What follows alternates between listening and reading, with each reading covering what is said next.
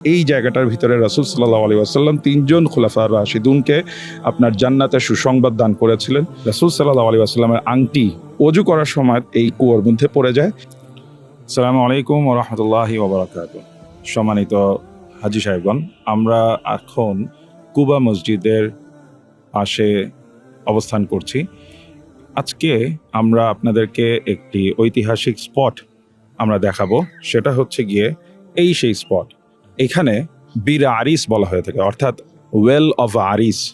এটা একটি ঐতিহাসিক স্পট যেখানে কিনা রাসূল সাল্লাল্লাহু আলাইহি ওয়াসাল্লাম তিনজন খুলাফাকে জান্নাতের সুসংবাদ দান করেছিল এবং এখানে রাসূল সাল্লাল্লাহু আলাইহি ওয়াসাল্লামের আংটি যেটা সিল হিসাবে ব্যবহৃত হতো সেটা ওসমান রাদিয়াল্লাহু আনহুর সময়কালে এখানে পড়ে যায়, এই কুয়ার মধ্যে পড়ে যায়। তো ঘটনাটা কি? ঘটনাটা হলো যে এটা সহিহ বুখারীর হাদিস। আবু মুসা আল আশআরী উনি প্রখ্যাত সাহাবী, উনি একদিন সিদ্ধান্ত নিলেন যে উনি আজকে রাসূল সাল্লাল্লাহু আলাইহি ওয়াসাল্লামের আপনার পাহারাদার হবেন। সো উনি বাসা থেকে বের হলেন, বাসা থেকে বের হয়ে রাসূল সাল্লাল্লাহু আলাইহি ওয়াসাল্লামকে খুঁজতে থাকলেন। তখন লোক মুখে শুনলেন যে উনি কুবার দিকে গিয়েছে। সো উনি মদিনার মসজিদে নববীর ওই এলাকা থেকে উনি হেঁটে হেঁটে কুবার এখানে আসলেন এবং এসে দেখলেন রাসূল সাল্লাল্লাহু আলাইহি ওয়াসাল্লাম এই স্থানে এখানে যে কুয়া ছিল সেখানে রাসূল সাল্লাল্লাহু আলাইহি ওয়াসাল্লাম পা কুয়োর ভিতরে দিয়ে বসে আছে। তো তখন উনি বললেন যে ইয়া রাসূলুল্লাহ, আমি আজকে আপনার পাহারাদার হব। এবং ওই কুয়াটা তখন হচ্ছে গিয়ে গাছ দিয়ে ঘেরা ছিল, গাছের পাতা দিয়ে ঘেরা ছিল। সো উনি সেই ঘেরাও দেওয়া যে জায়গাটা সেটার বাইরে উনি অবস্থান করলেন অ্যাজ আ পাহারাদার হিসাবে। কিছুক্ষণ পরে সেখানে আবু বকর রাদিয়াল্লাহু আনহু উনি আসলেন।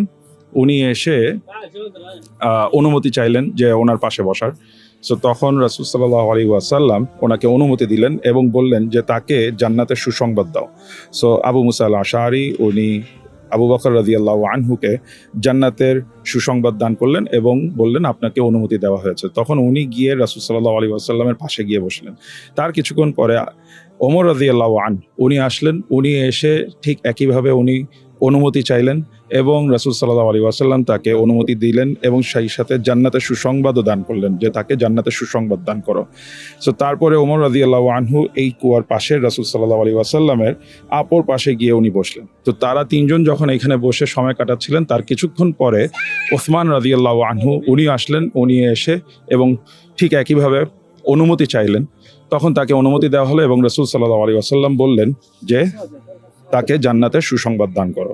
ওসমান রাদিয়াল্লাহু আনহু যখন আসলেন তখন তাদের পাশে এখানে বসার জায়গাটা ছিল না, কুয়ার যে দেওয়াল ছিল সেইখানে বসার জায়গা ছিল না। তো উনি তাদের থেকে একটু দূরে গিয়ে বসলেন।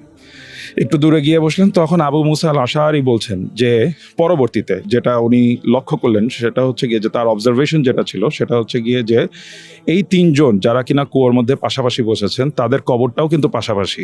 আপনারা যদি খেয়াল রাখেন যে রাসূল সাল্লাল্লাহু আলাইহি ওয়াসাল্লামের পাশেই আবু বকরের কবর এবং তার পাশেই ওমর রাদিয়াল্লাহু আনহুর কবর এবং ওসমান রাদিয়াল্লাহু আনহু কুয়ার থেকে একটু দূরে গিয়ে বসেছেন এবং তার কবরটাও আপনার কিন্তু কিছুটা দূরে, সেটা হচ্ছে গিয়ে বাকি আল গারকাদে, সেখানে ওনার কবর। সো এই ঘটনাটা এইখানে যেটা আমরা বলতে চাচ্ছি সেটা হচ্ছে গিয়ে যে এই জায়গাটার ভিতরে রাসূল সাল্লাল্লাহু আলাইহি ওয়াসাল্লাম তিনজন খুলাফা রাশিদুনকে আপনার জান্নাতের সুসংবাদ দান করেছিলেন। সেই সাথে ওসমান রাদিয়াল্লাহু আনহুর খেলাফতকালে উনি এক সময় এই কুয়োর এইখানে পানি দিয়ে ওযু করছিলেন যখন, তখন উনি খলিফা হিসাবে উনি রাসূল সাল্লাল্লাহু আলাইহি ওয়াসাল্লামের যে খাতেম অর্থাৎ হচ্ছে সিল সেটা ব্যবহার করতেন বিভিন্ন অফিসিয়াল পারপাসে।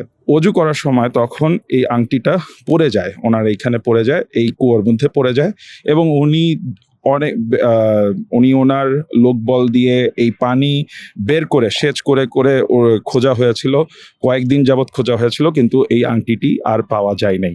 বলা হয়ে থাকে যে আংটিটি আজও এই স্থানে কোথাও হয়তোবা আছে, এই জায়গাটার মধ্যেই আছে।